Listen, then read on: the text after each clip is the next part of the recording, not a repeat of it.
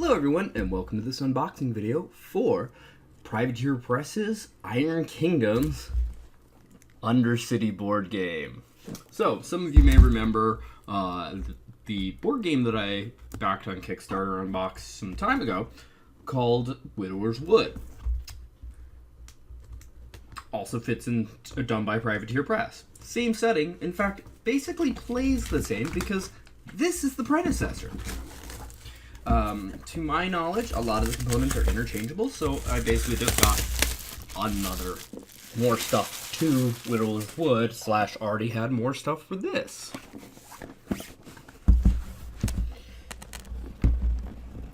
But this focuses more on the War Machine side of things. So, first off, there's the box, because people are going to see the inside. We've got a flyer of Privateer Press stuff. This is probably pretty old, as High Command is still on here. Not that that isn't out of print, they just really stopped working on it. We've got the campaign guide, because campaign board game, miniatures campaign board game. Yeah, I have a lot of those. Advertisements. Page of advertisements. Poster kind of thing this time. Let me just get that out of the way. Bunch of giant cards. I think they're character sheets, and one of them is a villain reference sheet right on the front. Or these are just reference cards. Let's see here. Yeah. Villain reference sheet villain reference sheet. Same thing, except different artwork from the Hordes version.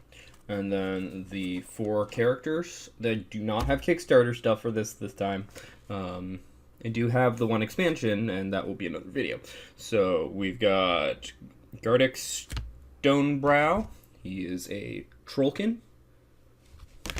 Chanis Gromley? I don't know. Gunmage Duelist. Millowbugs. Cutthroat Alchemist. Looks somewhat like Gorman D. Wolf from the War Machine game. And then Pog and Doorstop. A Bodger and Steamjack. Bodger is a profession. Think mechanic. Then we've got the rulebook. Looks exactly the same from the front as the other one. A bunch of punch-outs. I'll get to that right now. It's like, I'll get to that after everything else, but whatever.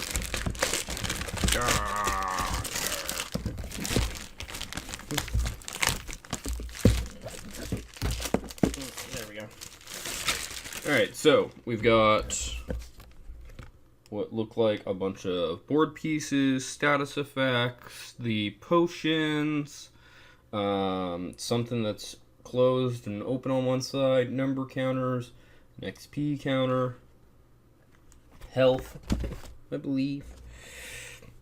More of basically the same stuff, in fact, with the exception of the fact that there's a pulley and these are different. Yeah, it's pretty much all the same. More board stuff, person, it's the same on both sides, the loot thing, and a bunch of gear tokens. Have no idea what those are. Same exact thing, except different numbered openings. Basically the same layout, the 6 gears, the counter tile, and I don't know what that is. Probably a specific piece. Then we've got 2 more that are basically all health, XP, and a few more tile modifications. The XP looks like coins because that's basically what it is. Then we have the board itself, which I'm not going to unfold entirely, but because it's just this the entire way. It's 6 tiles in total, being at a 2x3 tile grid. And then you put things on it to modify it, and then I think each of those is 9 spaces in total. Get to the miniatures last, for multiple reasons. Dice, we've got the very basic, nothing special about them, D6s, standard cubic dice. Most of them are black on white, with 2 being white on black. Then we've got the smaller cards. Let's see here. Last remember, these are all the abilities, if they're the same from Widower's Wood, and I'm recalling correctly. I haven't played the game too much since getting it. Honestly, part of this is, hey, I want to support this company. I want to own stuff for my favorite role-playing setting. Not that this is part of the role-playing game, just the same setting. And also, I got a coupon for this stuff, so it was pretty cheap. Like, specifically for this game. And then I bought the expansion while I was at it. Yep, these are all upgrade cards. And then their respective feat decks. If people want me to go over this stuff in more detail, just comment and I will start doing detail or general component overview videos. Obviously starting with a general component overview. But that's only if people want me to. I'm not going to inherently do it. So, trying to open up the normal size cards, standard playing cards, which is, or standard size playing, or standard playing card size. There we go. I knew I'd get it out right at some point. Words! This is being a pain. There we go. Alright, so last to remember, this is environment, scenario cards, and monster stats. So here's the various enemies. There's miniatures for all of them. The purple ones are unique boss ones, like these. And then the red and blue, which is, last I remember, no stat difference. They're just, there's something about how they spawn for all the regular guys. So then we've got some villain action decks, which pertain specifically to the correct monsters. Side quests, which are all random things that you put into the game. Oops. And then they're just extra stuff to do. I think you put them in randomly. Either that or the scenarios ask for them. And then the rest are all event stuff. This is basically, hey, the game has, you draw a certain number of these, and then the game has stuff happen, or specific ones of these, and then the game has stuff based on those happen randomly as the scenario goes on. There kind of are the scenario, minus the setup of the board. Alright, and then we get on to the miniatures. Now, I know, unlike Widower's Wood, a lot of these are just repurposed sculpts, rearranged in other ways, of things from War Machine and Hordes, mainly War Machine. Like, here, this is one of the heavies for the Cephalix race, which is the primary enemy of this. In fact, let me see if I can find the... This is what a Cephalix looks like.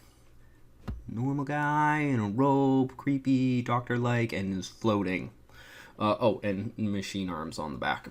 But, like, for example, this sculpt, none of them have these hands. And this, I think, is exactly a sculpt of the solo model of one of them.